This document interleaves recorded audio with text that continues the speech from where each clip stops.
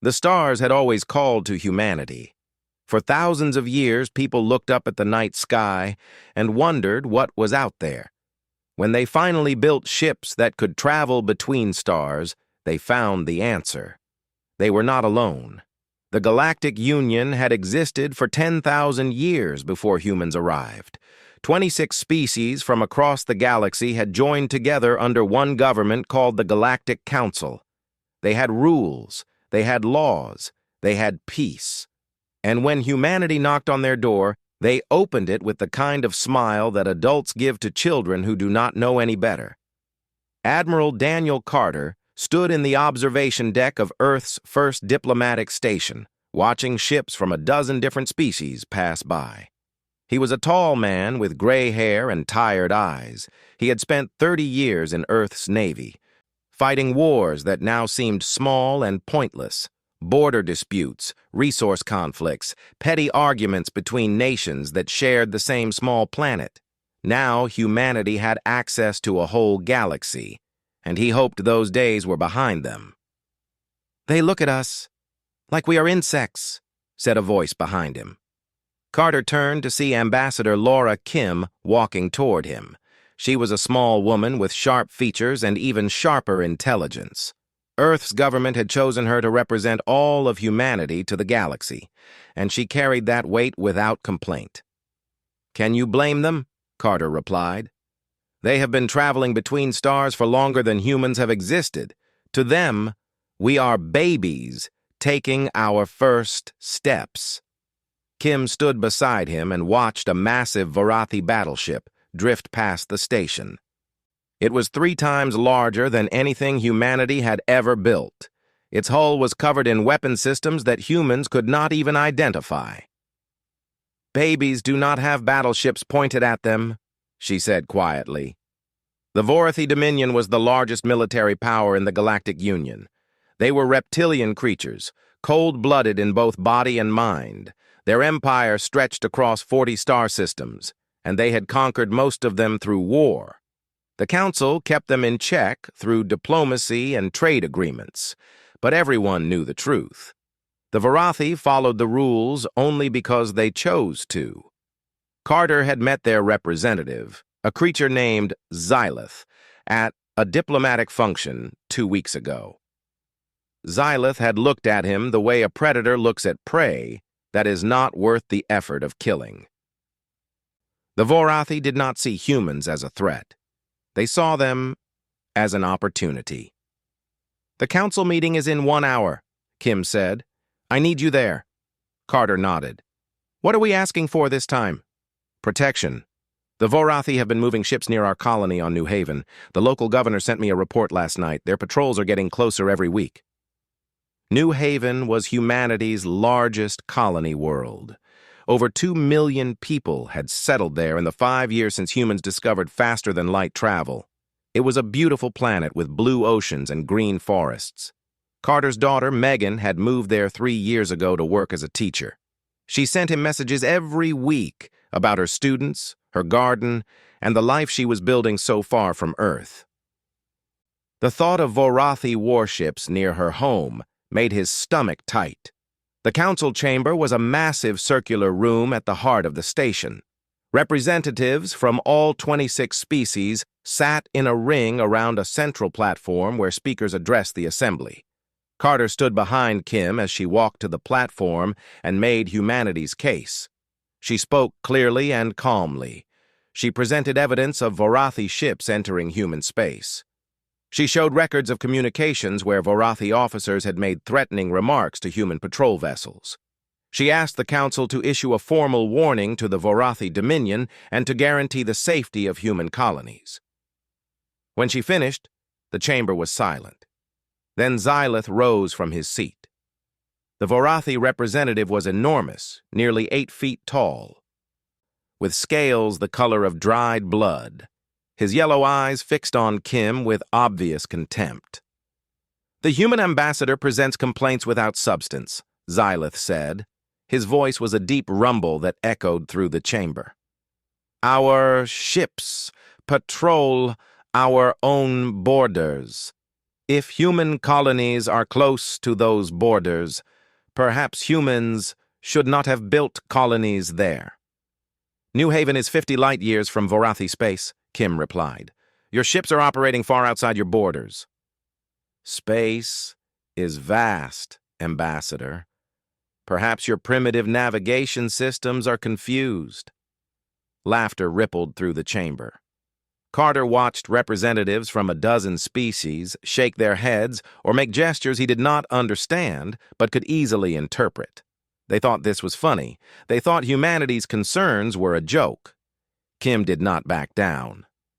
We are asking for a formal investigation. Send neutral observers to verify our claims. The council voted. The motion failed. Only 3 species voted in humanity's favor. The rest either sided with the Vorathi or abstained. The message was clear. Humanity was new. Humanity was weak. Humanity's problems were not worth the council's time. After the session, Carter and Kim walked through the station's corridors in silence. A small creature with fur like silver moss approached them. Carter recognized him as Keth, a trader from a minor species called the Villani. Keth had been friendly to humans since their arrival, trading technology and information for goods that other species considered worthless. Ambassador Kim, Keth said quietly. His large eyes darted around nervously. Admiral Carter. May I speak with you privately? They stepped into an empty conference room.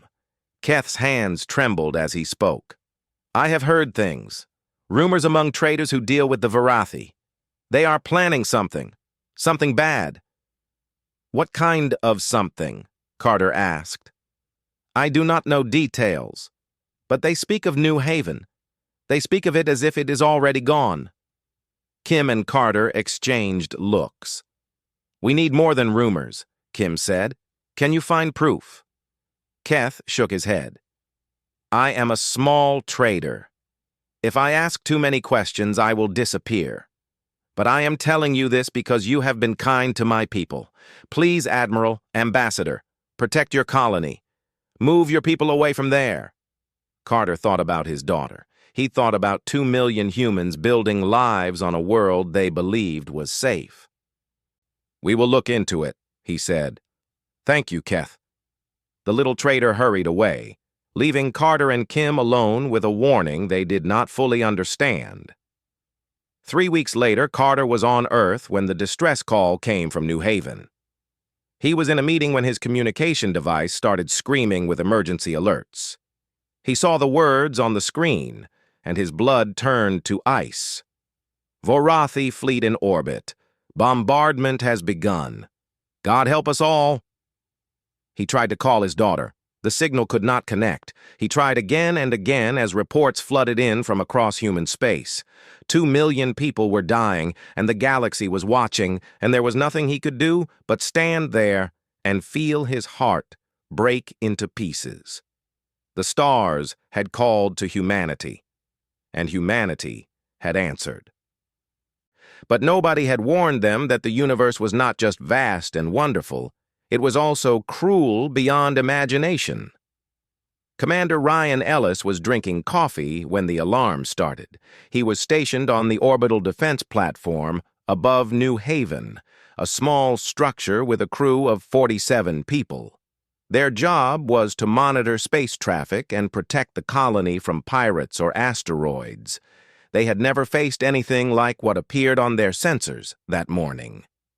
Sir, we have multiple contacts emerging from hyperspace, his sensor officer reported. Her voice was steady, but her face was pale. Counting 32, 45, 61 ships. They are Vorathi, military vessels. Ellis set down his coffee cup. His hands were shaking. Send a message to Earth Command. Tell them we have a Vorathi fleet in orbit and request immediate assistance. What about the colony, sir?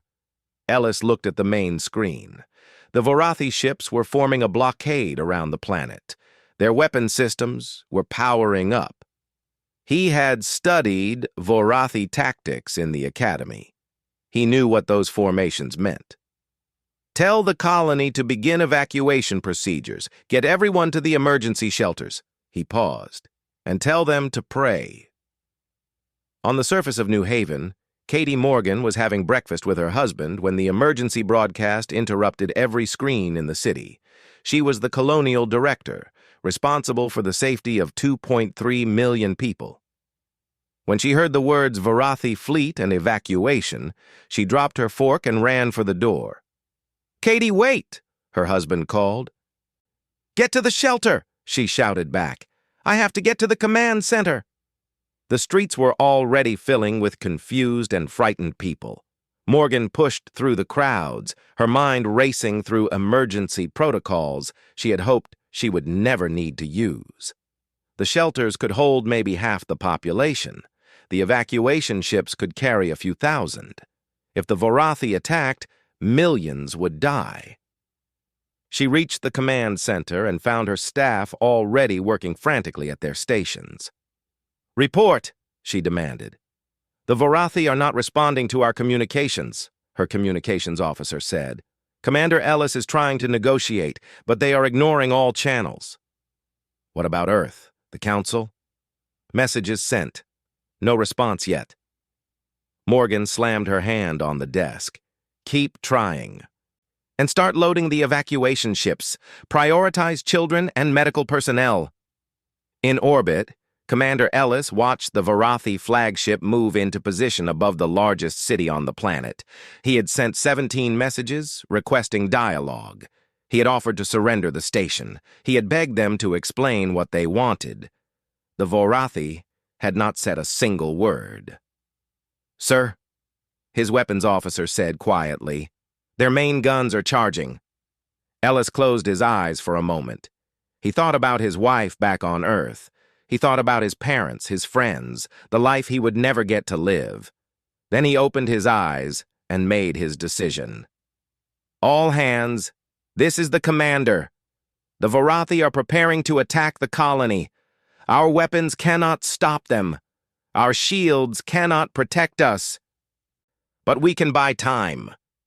His voice was calm and clear. "Anyone who wants to evacuate, go now. No one will think less of you. But I am staying, and I am going to hurt them as much as I can before they kill me." Not a single person left their station. "Then let's give them something to remember us by," Ellis said. "Target their flagship. All weapons fire." The orbital platform opened fire on the Varathi fleet. The small station's weapons did almost nothing to the massive warships, but it distracted them for precious minutes. Minutes that allowed a few more evacuation ships to launch from the surface. Minutes that saved maybe 1,000 lives. The Varathi destroyed the station with a single shot. Commander Ellis and his crew died instantly, their names added to a list that would grow much longer before the day was over. On the surface, Katie Morgan watched the sky turn red. The Varathi began their bombardment without warning or mercy. Massive energy beams fell from the heavens, turning cities into craters and forests into ash. The ground shook with each impact. Buildings collapsed. People screamed. Morgan tried to coordinate rescue efforts, but there was nothing to coordinate. The shelters that were supposed to protect people became tombs when the Varathi targeted them specifically. The evacuation ships that managed to launch were shot down before they could reach orbit. "Director, we are receiving a transmission from the Varathi," her communications officer said. "Put it through." A cold reptilian voice filled the room. "Humans of New Haven, your species has offended the Varathi Dominion. This is the consequence. There will be no survivors. There will be no mercy. Your deaths will serve as a warning to any species that dares to challenge Varathi supremacy." The transmission ended. Morgan stared at the screen for a long moment. Then she turned to her staff. "Send everything we have to Earth. Every recording. Every sensor log. Every image. The galaxy needs to see what they are doing to us." She activated her personal communicator and recorded a final message for her husband. She told him she loved him. She told him she was sorry. She told him to make sure the universe remembered New Haven. Then the ceiling collapsed, and she was gone. Across human space, people watched the massacre in real time. News networks broadcast the destruction without interruption. Families gathered around screens and watched in horror as cities burned and millions died. The images were too terrible to look at and too important to look away from. Admiral Daniel Carter stood in Earth's military command center, surrounded by officers who had no idea what to do. They had no ships close enough to help. They had no weapons strong enough to fight. They could only watch and count the dead. His daughter's last message reached him 3 hours into the bombardment. It was short and full of static. "Dad, I love you. I'm sorry I moved so far away. Tell Mom I'll miss her garden. The sky is on fire, Dad. The whole sky is on fire. I'm scared, but I'm trying to be brave. I want you to know that I—" The message cut off. Carter played it again, and again, and again.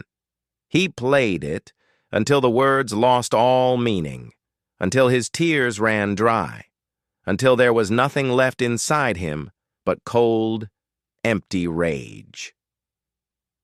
The bombardment lasted 9 hours. When it was over, New Haven was a dead world. The blue oceans had boiled away. The green forests were nothing but ash. Not a single human being remained alive on the surface.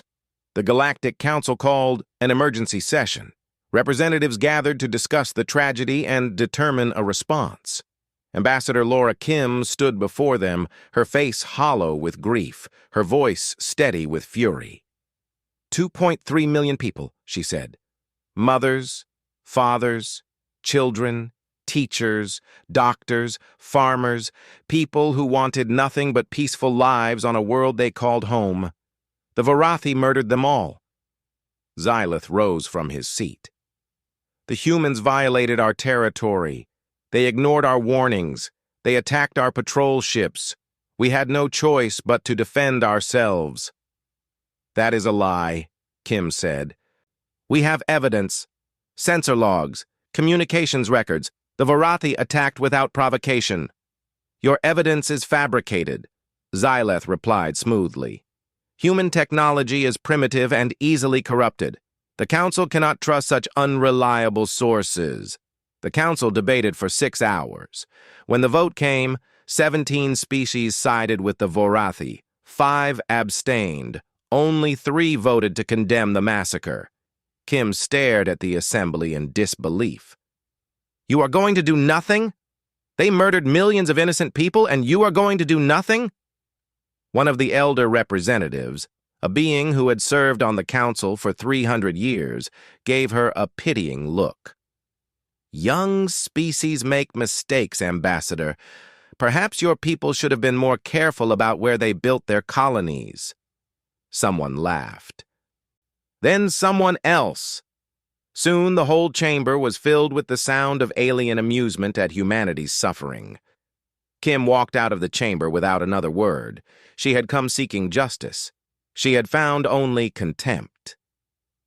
That night she sent a message to every human leader on every world. It contained only 3 words. We remember everything. The galaxy waited for humanity to collapse. They had seen it before with other young species. A tragedy of that scale usually broke a civilization. Some retreated into isolation and never recovered. Others fell into civil war as grief turned to blame. A few simply gave up and faded away. Humanity did none of these things. For 6 months, human space went silent. No diplomatic ships left Sol system. No trade vessels visited alien stations. No communications were sent to the Galactic Council. Earth's borders closed, and the stars around human territory grew dark and quiet. The Vorathi celebrated their victory. Xylith gave speeches about Vorathi superiority and the weakness of young species. Other representatives on the council made jokes about humanity's fragile nature. Some traders tried to enter human space to check on their investments and were turned away without explanation. They are grieving, the council decided. They will return when they have accepted their place in the galaxy. They were wrong. Deep beneath Earth's surface, in a facility that did not officially exist, Admiral Daniel Carter stood before a room full of humanity's brightest scientists and engineers. The walls were covered with screens showing schematics, equations, and designs that would have seemed like science fiction a year ago. "Report," Carter said. His voice was flat and cold. He had not smiled in 6 months. He had not slept more than 4 hours in any night. He had become something hard and sharp, a weapon waiting to be used. Dr. Ben Hartley stepped forward. He was a thin man with messy hair and tired eyes, but his voice was steady and confident. "Project Prometheus is ahead of schedule. We have successfully reverse-engineered the Vorathi shield technology from the wreckage at New Haven. Our new generators are 20% more efficient than theirs." Carter nodded. "Weapons? The pulse cannons are ready for mass production. They use a frequency that disrupts Vorathi shield harmonics. One direct hit will drop their shields for approximately 8 seconds, more than enough time for follow-up shots to penetrate." Ships? A woman named Dr. Sarah Lynn took over. She was the lead designer of Earth's new warship program. "We have completed the first batch of Valor-class destroyers, fast, heavily armed, and designed specifically to counter Vorathi tactics. The dreadnought USS Valiant will be ready in 3 months. It is the largest and most powerful warship humanity has ever built." Carter studied the designs on the screen. The Valiant was massive, bristling with weapons that the galaxy had never seen. It was not a ship built for exploration or diplomacy. It was a ship built for revenge. "How many ships total?" he asked. "By the time we are ready to move, we will have 600 combat-capable vessels, plus support ships, troop, transports, and fighter carriers. 600 ships. A year ago, humanity had fewer than 50. Carter had pushed every factory on Earth and every colony to work around the clock. He had redirected every resource, every credit, every ounce of human effort toward one single goal. "It will not be enough to destroy them," he said quietly. "But it will be enough to hurt them." Hartley hesitated. "Admiral, there is something else. Our intelligence division has been monitoring Vorathi communications. They do not know we are building a fleet. They think we are hiding and crying. They have reduced their border patrols because they do not see us as a threat." Carter's lips curved into something that was not quite a smile. "Good. Let them think that." Across human space, the war machine was awakening. Lieutenant Commander Nicole Grant ran the pilot training program at a secret facility on Mars. She had been flying combat missions since she was 22 years old, and she had never seen anything like the recruits flooding through her doors. Young men and women who had lost families at New Haven. Veterans who had retired years ago and demanded to serve again. People who had never held a weapon in their lives, but were willing to learn. "Again!" she shouted at a group of pilots in the simulator room. "You are too slow! The Vorathi will kill you in 3 seconds if you fly like that. Again!" The pilots reset their simulations and tried the maneuver once more. Grant watched them carefully, noting every mistake, every hesitation, every moment of brilliance. These young people would be fighting for their species in a few months. She intended to make sure they survived. On Earth, Sergeant Chris Blake trained ground forces in a facility that covered 50 square miles of desert. Thousands of soldiers drilled in formations, practiced close combat, and learned to use weapons that had not existed a year ago. Blake walked among them, correcting stances, adjusting grips, pushing them harder than they thought they could go. "The Vorathi are bigger than you," he told them. "Stronger than you. They have been fighting wars for thousands of years, but they have never fought humans. They do not know what we are capable of. By the time they figure it out, it will be too late." A young soldier raised her hand. "Sergeant, what if we fail? What if we are not strong enough?" Blake looked at her for a long moment. "Then we die trying. But I will tell you something, Private. I have fought in wars. I have seen good people die and bad people win.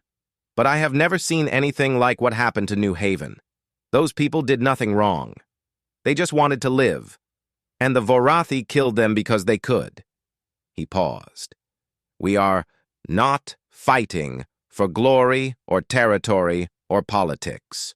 We are fighting because they hurt us, and we need to make sure they never do it again. That kind of fight, you do not lose." The months passed. Ships rolled off production lines, soldiers completed their training, weapons were tested and refined, and all the while humanity remained silent to the outside galaxy. Admiral Carter visited the memorial wall on the anniversary of New Haven. It was a massive structure, stretching for miles, covered with the names of the dead. He found his daughter's name near the center, Megan Carter, beloved daughter.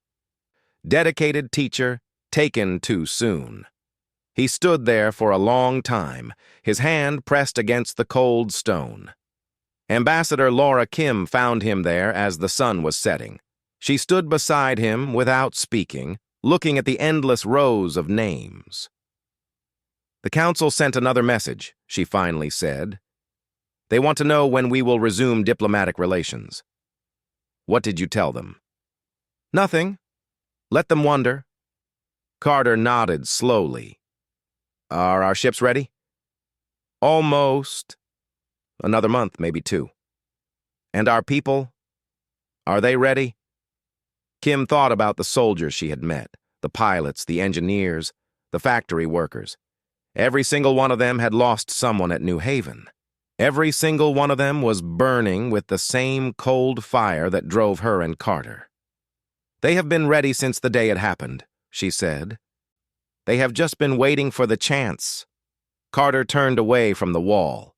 His eyes were dry. He had no more tears to give. All that remained was purpose.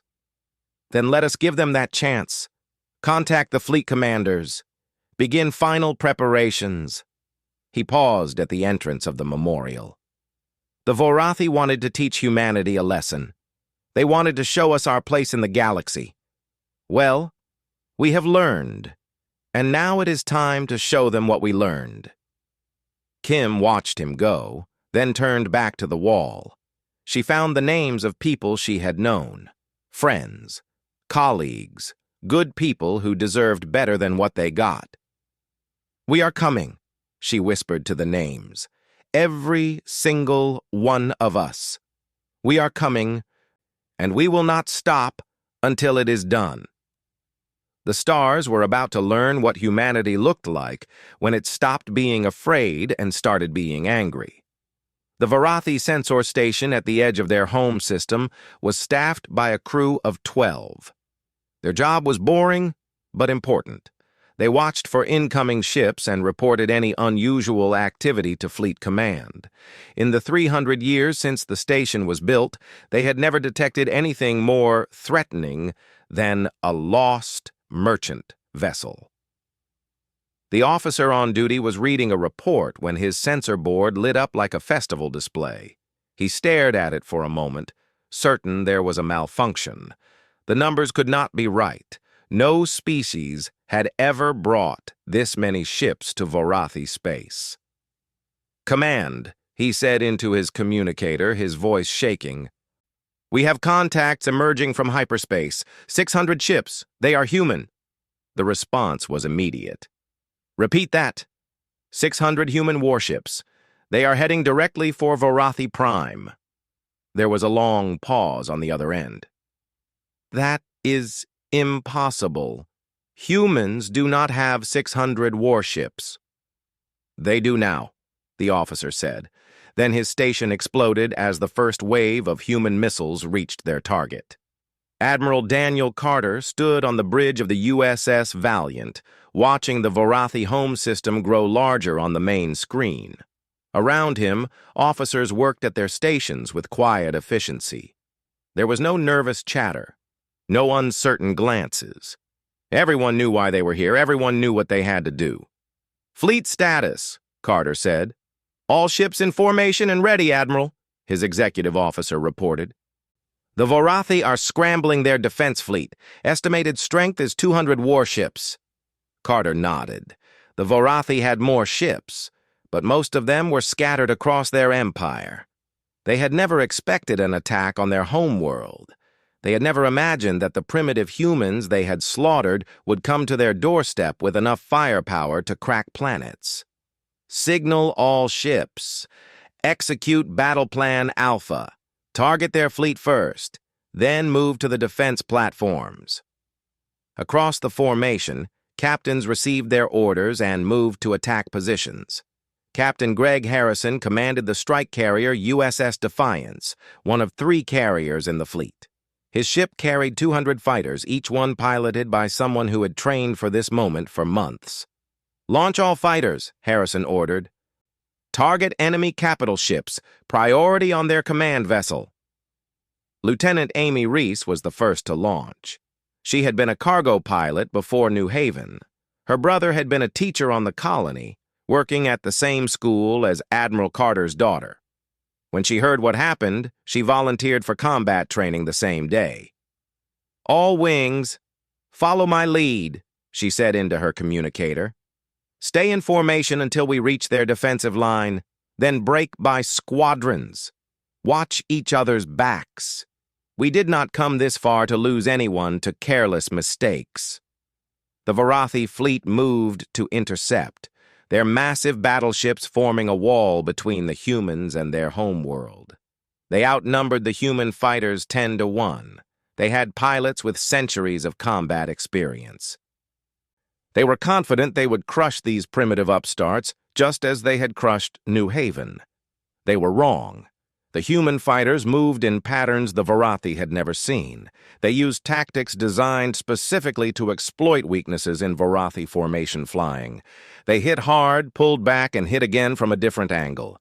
The Vorathi pilots tried to adapt, but humans learned faster than they expected. Lieutenant Reese led her squadron through a gap in the enemy line, firing continuously at a Vorathi cruiser.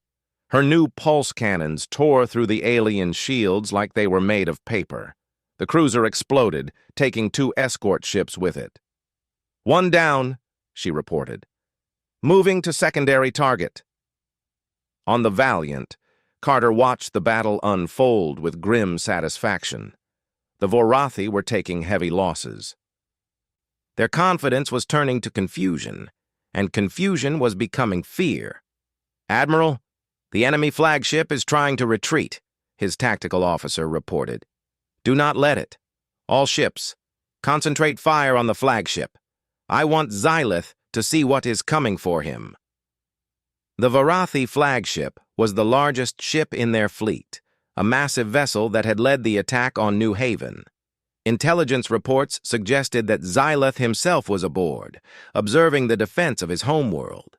Carter wanted him to experience the same helplessness that the people of New Haven had felt. Human ships swarmed the flagship from every direction. Missiles struck its shields in waves, each impact weakening the protective barrier. Pulse cannons found weak points and exploited them ruthlessly. Fighter squadrons strafed its weapon systems, silencing its guns one by one. The flagship's shields failed after 12 minutes of continuous assault. The first hull breach appeared moments later, then another, then another. Carter opened a communication channel to the crippled vessel. "Xylith, I know you can hear me.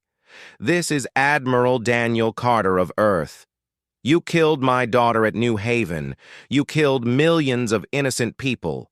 You laughed at us when we asked for justice. Are you laughing now?" There was no response. Carter, had not expected one. "Finish it," he ordered. The Valiant's main cannon fired. The Vorathi flagship broke apart in a silent explosion, scattering debris across the void. If Xylith had been aboard, he was gone now.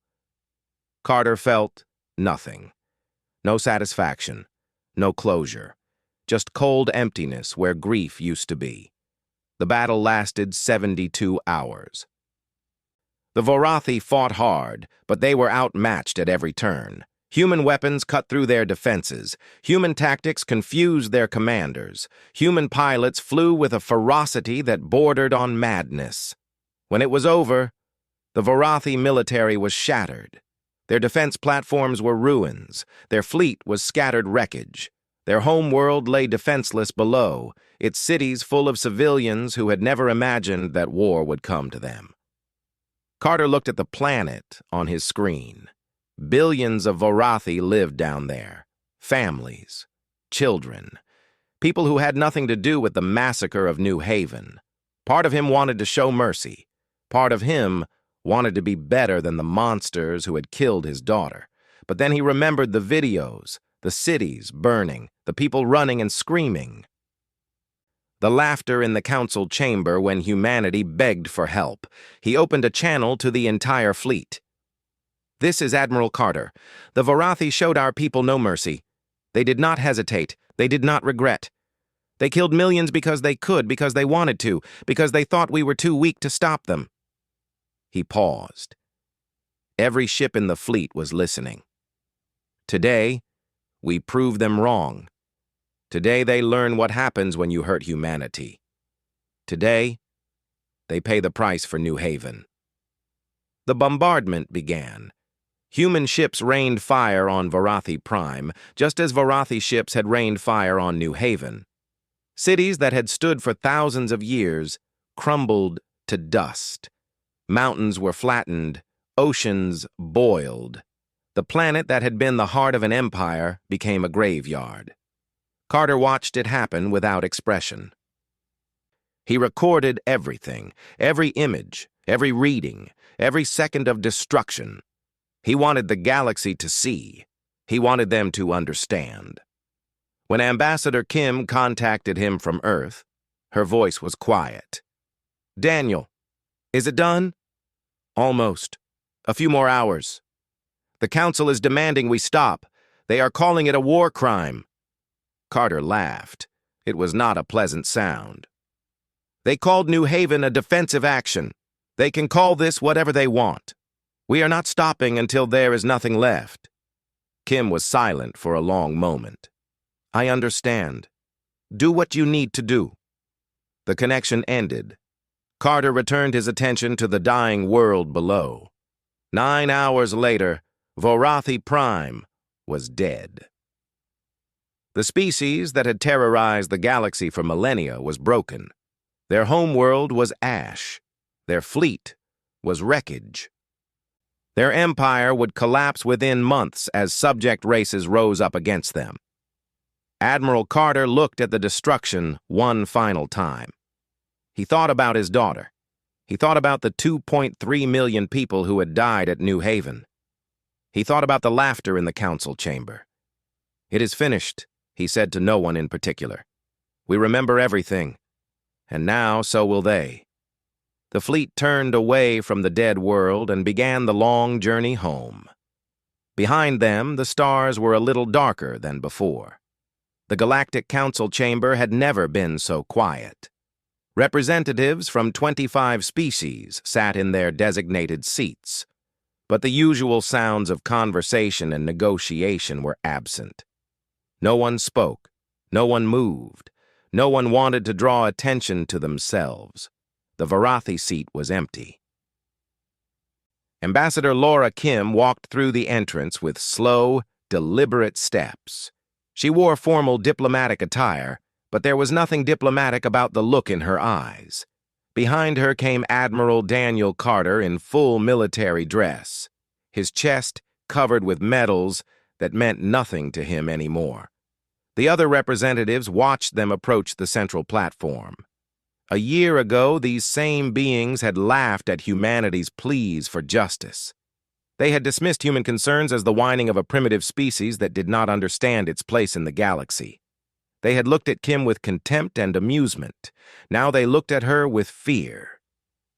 Kim stepped onto the platform and let the silence stretch. She looked at each representative in turn, holding their gaze until they looked away. Most could not meet her eyes for more than a few seconds. 1 year ago, she finally said, I stood in this chamber and begged you for help. 2.3 million of my people had been murdered, not in war, not in battle. They were civilians, teachers, farmers, children. They posed no threat to anyone. The Vorathi killed them because they could, because they wanted to send a message, because they thought no one would stop them. She paused. The silence was absolute. I presented evidence of Vorathi aggression. I showed you recordings of the massacre. I asked you to take action, to enforce your own laws, to prove that the Galactic Council stood for something more than power and politics. Her voice hardened. Do you remember what you did? No one answered. You laughed at us. You sided with our murderers. You called our evidence unreliable and our concerns insignificant. You told us that young species make mistakes and that perhaps we should have been more careful about where we built our colonies. Kim pulled out a small device and activated it. Holographic images appeared in the air around her. Pictures of burning cities, bodies in the streets, children crying for parents who would never come. The final moments of 2.3 million human beings. These are the people you failed, she said. Look at them. Remember their faces. Remember that they died while you sat in your comfortable seats and decided that their lives did not matter. The images faded. Kim lowered the device and looked at the assembly with cold contempt. You thought we would break. You expected us to crawl into a corner and wait to die like so many other young species before us. You underestimated humanity. You did not understand what we are. You did not understand what we are capable of when someone hurts our people. She gestured toward the empty Vorathi seat. Now you know. The elder representative who had dismissed Kim a year ago rose from his seat. His voice trembled as he spoke.